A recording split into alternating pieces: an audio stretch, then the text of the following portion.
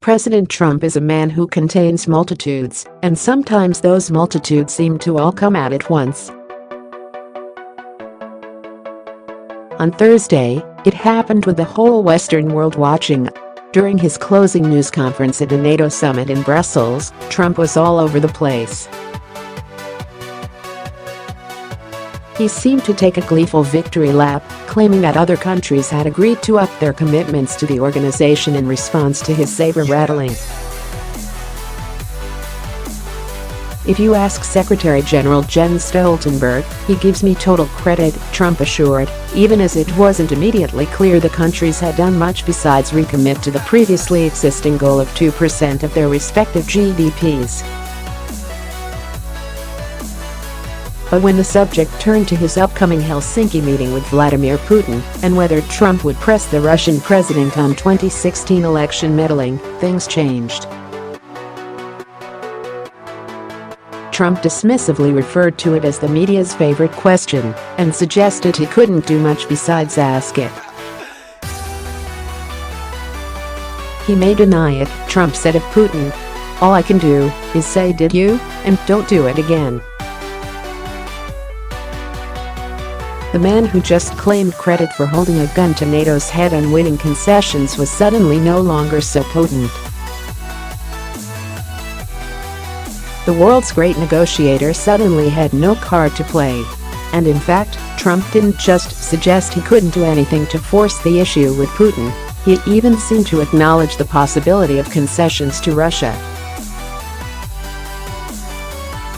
He suggested it was possible that the United States might soon recognize Crimea as Russian territory, despite Russia having annexed it from Ukraine. The Trump administration has hinted this was at least a possibility in recent weeks. Trump wound up submitting to something he has eschewed on U.S. soil, an extensive news conference. He began calling upon foreign reporters who asked him questions about the issues most pertinent to their countries, never mind that he didn't seem to have a base-level understanding of some of them. Trump was asked about whether he would continue supporting the Kurds in Iraq. He said only that they were great people. He was asked about Georgia's bid to join NATO and said it wasn't happening yet, despite Stoltenberg's promise that it would. A Tunisian reporter asked Trump about Middle East peace, and Trump assured, "We're looking for peace, and Africa is on our very strong list." He began talking about the poor state of affairs on the broader African continent, rather than in the Middle East.